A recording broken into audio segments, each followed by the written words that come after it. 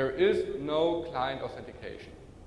Basically, any client can say, I'm here and I'm doing this Cisco NAC stuff and I'm fine.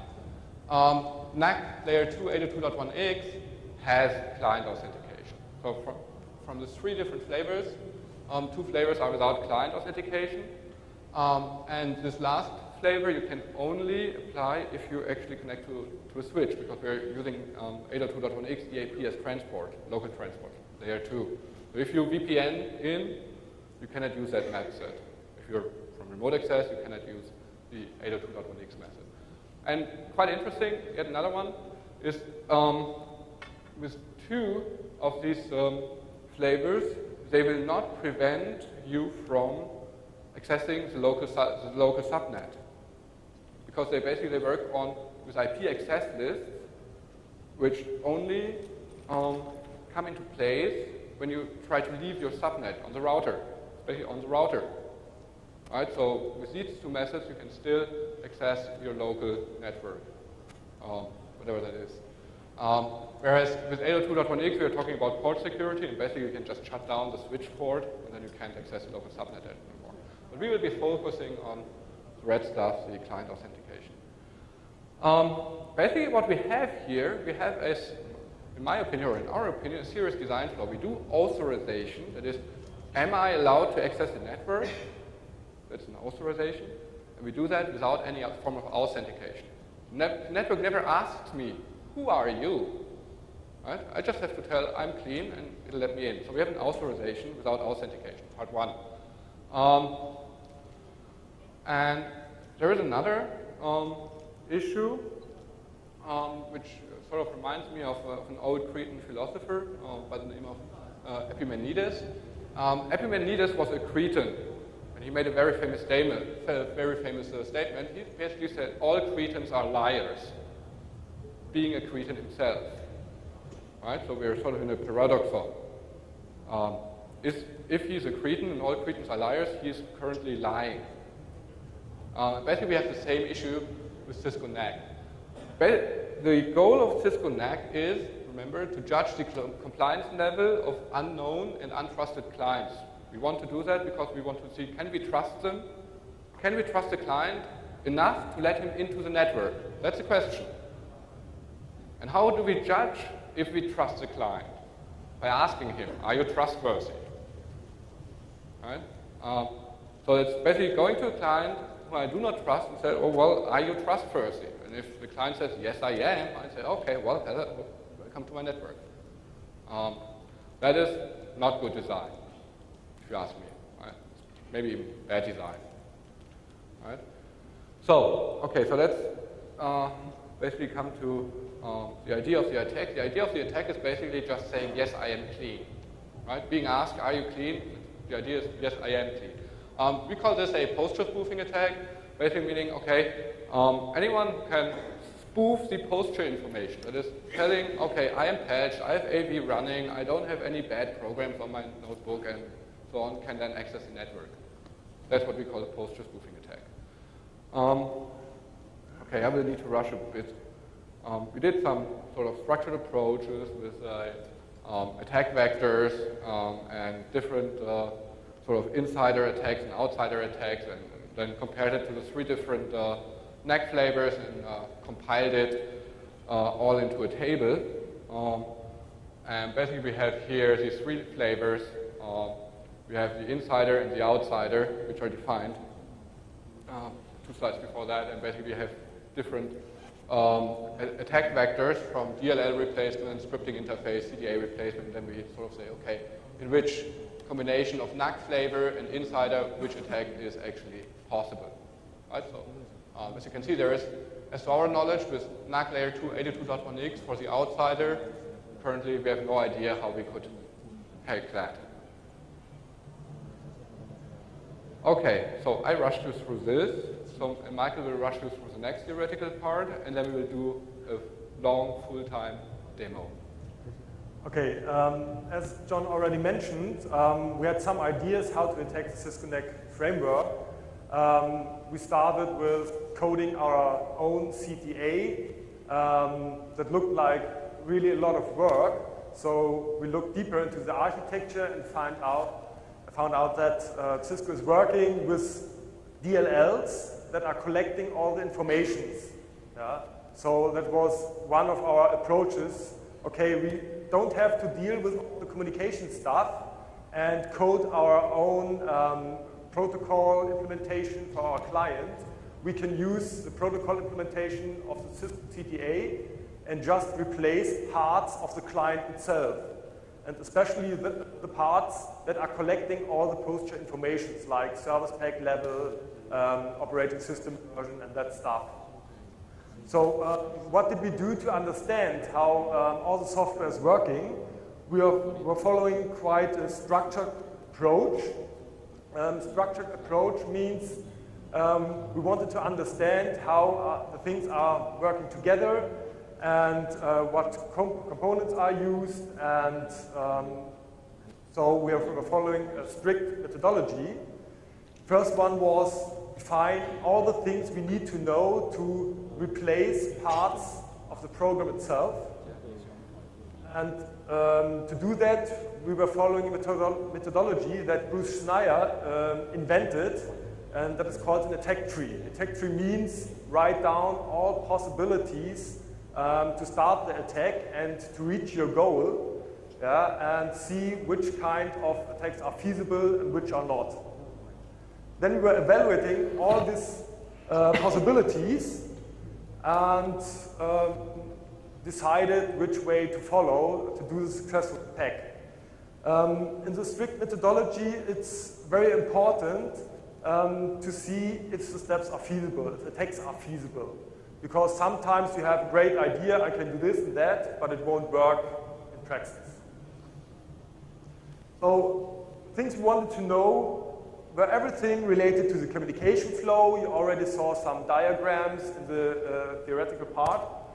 The packet format, because when we began to do our research, the first idea was to code our own client. So in our mind, we had to implement the protocol for ourselves. The data structure, of course. Cryptology that's used, libraries that are used, and existing interfaces, because all the CTA is put together with different software components. Program flow and the data flow in the program, and of course the authentication. We were looking for authentication because we couldn't believe that Cisco is using the CTA in a way with authentication. Yeah? Finally, we didn't find one, so okay, we didn't have to deal with authentication. That is the attack tree we wrote down, and the red parts are things we considered not feasible. Yeah?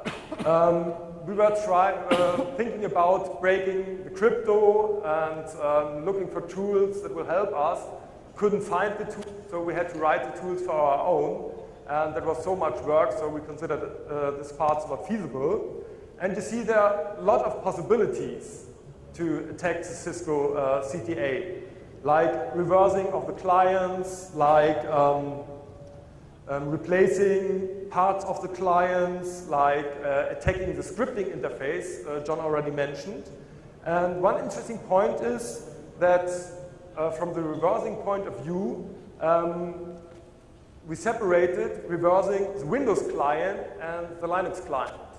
The important thing to know, when compiling Windows binaries, normally code is optimized, so it's much more harder to read the disassemblies than with Linux compiled code that is not optimized by default. Yeah, so that's why we decided to gain knowledge much more easier from the Linux client and use that knowledge with the Windows client. The tools and techniques we used are, of course, the typical techniques in research, like reverse engineering. We used the product of disassembler EDA Pro that's quite well known and very famous in the community. And after finishing that work, I was invited to test a very new software called X-Rays. That's a decompiler. I have another slide for the decompiler. that make reverse engineering much more easier. Yeah? But I will show a screenshot later on and give some details about the product. And of course, packet sniffing was a point for us to see the communication. The communication was completely encrypted, but there are some initial packets that were sent, and we learned something about the initial packet, but we couldn't go on to find out very detailed things because of the encryption. We tried packet diffing, compare what's sent, compare the stuff that's coming back, the response, and see where are the difference, what bytes have changed to figure out something. And the next part was debugging, monitoring, function hooking, which is quite interesting technology because it works together with reverse engineering. I also have another slide for that stuff. And that was one of the core technologies we used.